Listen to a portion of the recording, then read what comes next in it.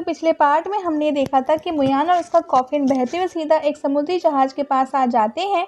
ये जहाज मर्चेंट की जहाज थी और इस पर बहुत सारा सामान एक जगह से किसी दूसरी जगह पर ले जाया जा रहा था। हमें ये भी जानने मिलता है कि ये 3000 वर्ल्ड का सी है।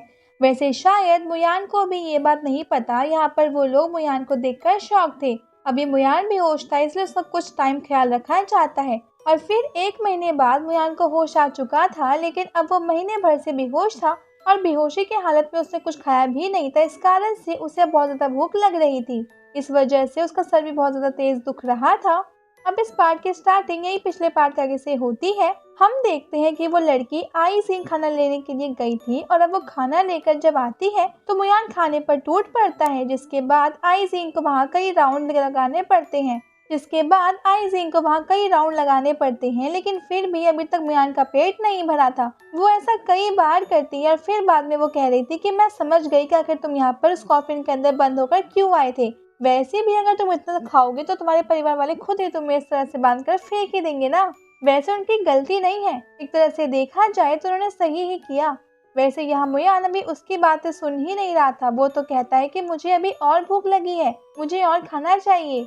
अब उसके मुंह से ये बात सुनकर आई सिंह बहुत ज्यादा शॉक थी। वो कहने लगती है कि तुम इतना खाना खा चुके हो जितना मैं पूरे महीने भर भी मैं खाती, और इतना खा कर भी कह रहे हो कि तुम्हें अभी और चाहिए। साथ ही वो भी मन में सोच रही थी कि अगर फेदर रिलम के 4th लेवल पर पहुंच जाओ तो फिर उसके बाद खाना या पीने की जरूरत नहीं पड़ती, हम हवा की एनर्जी से ही जिंदा रह सकते हैं। इस बात से वो समझ रही थी कि शायद मुयान ज्यादा कुछ ताकतवर नहीं है, तभी तो वो अभी फेदर रिलम के 4th लेवल तक नहीं पहुंचा। लेकिन इसके बाद अब उसे खाना तो लेकर आना ही था, इसलिए फिर वो मुड़ गई और खाना लेने जाने लगती है। तभी मुयान खड़ा होता है और उससे कहता है कि चिंता मत करो, एक बार मैं पूरी तरीके से रिकवर कर लूं, उसके बाद तुम्हें किसी भी चीज में हेल्प चाहिए होगी तो मैं हेल्प करूंगा, मुझे बचाने से तुम्हें कोई नुकसान नहीं होगा। अब आई सिंह कहने लगती है कि अचानक से तुम्हारे अंदर इतना ज्यादा कॉन्फिडेंट कैसे आ गया। हम देखते हैं कि बाहर रात हो चुकी थी, जहाज अभी भी आगे बढ़ती ही जा रही है और यहाँ पर मुयान ने खाना रोका नहीं था। वो कह रहा था कि मुझे ज्यादा भूख लगती नहीं, पर लगता है कि ये स्पिरिचुअल एनर्जी की कमी से हुई है, क्योंकि मुयान ने अपनी स्पिरिचुअल एनर्जी का कुछ ज्यादा इस्तेमाल कर लिया था और फिर इसके बाद फिर वो बेहोश हो गया था और अब उसे पूरे 1 महीने बाद होश आया था, इसलिए उसकी ऐसी हालत हो गई। इसके बाद अब उसने अच्छा खासा खाना खा लिया था तो बैठ कर कल्टीवेशन करना स्टार्ट कर देता है। कल्टीवेशन के पहले अभी वो अपने स्पिरिचुअल रिलम में आया था, जहाँ पर वो आते एक बड़े से स्टैचू को देखता है और बहुत ज्यादा शॉक हो जाता है। उसी वक्त स्क्रॉल वहाँ पर आकर उसे बताता है कि डरो मत, इस चीज को 9 स्पिरिट्स रिसाइजिंग हेवन मॉन्यूमेंट कहते हैं। यहाँ पर स्क्रॉल ये भी कह रहा था कि तुम्हारे लिए बहुत अच्छी चीज हो सकती है, तुम इसकी मदद से बहुत ज्यादा ग्रो कर सकते हो। अब मुयान ने तो ये चीज पहली बार देखी थी, यहाँ तक कि उसे तो पता भी नहीं था कि ये क्या है और आखिर युग काम क्या करता है। अब जब वो आगे देखता है तो उसे पता चलता है कि उस मॉन्यूमेंट के ऊपर बहुत सारी चीजें भी लिखी हुई है और उसे टोटल 9 लेवल में डिवाइड किया गया है। मुयान को नहीं पता था कि ये लेवल किस तरह से वर्क करते हैं, इसलिए अब स्क्रॉल बताता है कि ये लेवल चेंजेस पर वर्क करते हैं। जैसे ही मुयान की बॉडी या ब्लड में कोई छोटा सा चेंज आएगा तो वो एक लेवल को क्रॉस कर लेगा। हालांकि 9th लेवल तक मुयान अभी बॉडी को पूरी तरीके से चेंज कर चुका होगा और फिर उसे मॉर्टल भी कहा जा सकता है। मुयान कह रहा था कि ये तो 9 लेवल है, मतलब इसमें भी मुझे अच्छा खासा टाइम तो लगेगा ही, मगर अब मुझे नहीं पता कि मैं इन्हें प्यार कैसे कर पाऊंगा। इसके बाद मुयान ऐसे ही उस मॉन्यूमेंट को टच करता है तो अचानक से उस मॉन्यूमेंट पर जो भी लिखा था उसमें से कुछ एनर्जी सिंबल निकलकर मुयान की बॉडी में चले जाते हैं।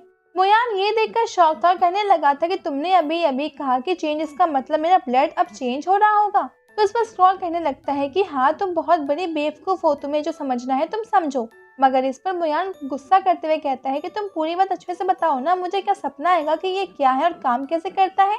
अब इसके बाद स्क्रॉल से डिटेल में बताना चालू करता है, मगर पहले तो वो कहता है कि देखो, तुम ज्यादा इसको सीरियस होकर मत समझना, अगर तुम नॉर्मली समझोगे तो तुम्हें ये समझ भी आ जाएगा। हमें पता है कि इस वर्ल्ड में अच्छे लोग हैं और बुरे लोग भी हैं, साथ ही पावर बीस्ट भी है, मगर ब्लड सबका अलग होता है और असल में देखा जाए तो ताकत ब्लड के हिसाब से ही होती है, क्योंकि डिवाइन ब्लड के लोग एक ही अलग की पावर के साथ पैदा होते हैं।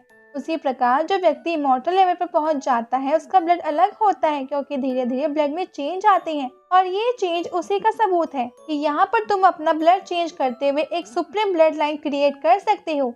ये सुनकर मुयान शॉक था, उसे कुछ बातें समझ में आ रही थी पर आधी बातें उसके ऊपर सर के ऊपर से जा रही थी। अब स्क्रॉल कहता है कि जिस तरह बॉडी में छोटे छोटे चेंज कर कर लोग अपनी पावर को आगे ले जाते हैं और एक लास्ट में एक स्ट्रॉन्ग बॉडी पाते हैं, सेम उसी तरीके से ब्लड को भी धीरे धीरे करके चेंज कर सकते हैं और एक पावरफुल ब्लड या फिर एक पावरफुल ब्लड लाइन बना सकते हैं। साथ ही स्क्रॉल ये भी कह रहा था कि तुम जिस लेवल के समझदार हो उनके हिसाब से तो तुम इन पूरे ब्लड चेंज लेवल्स को समझ लोगे। उसी के बाद तुम्हें इमॉर्टल ब्लड की बुक को पढ़ना चाहिए, क्योंकि अभी मुयान अभी उसकी बातों पर ज्यादा ध्यान नहीं दे रहा था। इस वक्त मुयान को अपना वो दोस्त याद आ रहा था जिससे हम ड्रैगन विंग्स के अंदर मिले थे। अब ये नहीं पता कि मुयान को वो अभी याद क्यों आ रहा था, लेकिन फिर भी उसे याद करके मुयान थोड़ा दुखी था। अब अगले सीन में हम देखते हैं कि फिर से कुछ दिन बीत चुके थे।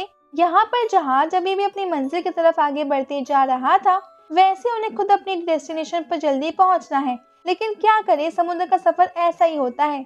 तो अब यहाँ पर अभी वो जो शिप कैप्टन है वो वहाँ खड़े होकर समुद्र को देख रही थी और वो थोड़ी दुखी भी लग रही थी। तभी उसके पास आइजिंग आती है और कहती है कि आपको पता है कि हमने एक बेवकूफ को पाल रखा है। वो महीने भर तक बेहोश रहा और फिर उठकर उसने ज्यादा सारा खाना खा लिया और अब कह रहा है कि उसने इसे सिर्फ अपनी कल्टीवेशन के लिए खाया है। सच में मैंने उससे बड़ा बेवकूफ आज तक नहीं देखा। वो यहाँ अभी तक बाहर नहीं आया और तब से कल्टीवेशन में लगा है। आप ही बताओ हमें उसका क्या करना चाहिए। लेकिन इस पर वो शिवा लड़की कहने लगती है कि अभी मुझे नहीं पता, क्योंकि अभी मुझे दूसरी बात की चिंता है।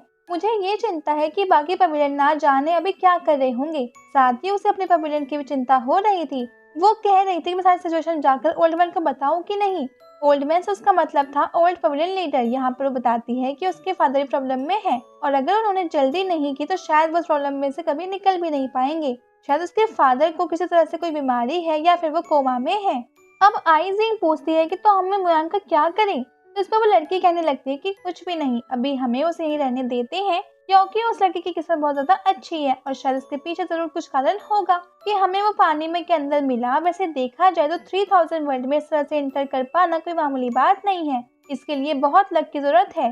अब लड़की आइजिंग कहने लगती है कि आपको ऐसा क्यों लगता है कि ये बहुत लकी है। तो इस पर वो लड़की कहती है कि मुझे नहीं पता, बस मुझे ऐसा थोड़ा सा फील हो रहा है इसलिए मैं कह रही हूँ। अब आइजिंग कहती है कि ठीक है, मुझे कोई प्रॉब्लम नहीं है। यहाँ पर हम देखते हैं कि वो फिर शिवाय लड़की कह रही थी कि शायद रेसिपल्स की वो लिस्ट जल्दी ही निकलने वाली है, जिसमें हमें इस बार की रेसिपल रैंकिंग पता चलेगी। ये लिस्ट वहाँ के सारे सेक्टर डेसिपल की रैंक की थी और फिर आइजिंग बताती है कि मैं तो भूल ही गई थी, वो लिस्ट तो पहले ही आ चुकी है। और इसके बाद वो लिस्ट निकलती है और उसमें टोटल 300 लोग थे। तो यहाँ पर वो लड़की उस लिस्ट को देखने लगती है और कहती है कि चेंज इस बार 101 पोजीशन पर है, पर अभी भी वो टॉप 100 में अपना नाम नहीं बना पाया। यहाँ पर आइजिंग पूछ रही थी कि क्या आप टॉप 100 पोजीशन में आ सकती हो। तो उस पर वो लड़की कहने लगती है कि मुझे इन सब में इंटरेस्ट नहीं है और वैसे भी आज मेरा सर बहुत ज्यादा दुख रहा है, तो हम इन सब के बारे में कल बात करेंगे। और इसके बाद आइजिंग में वहाँ से चली जाती है और ये पार्ट में भी खत्म हो जाता है। अब अगर आपको वीडियो अच्छी लगी प्लीज इसे लाइक कर दीजिएगा और चैनल सब्सक्राइब जरूर से कर लीजिएगा। अब हम मिलते हैं आपसे अगले वीडियो, तब तक के लिए bye bye guys and take care.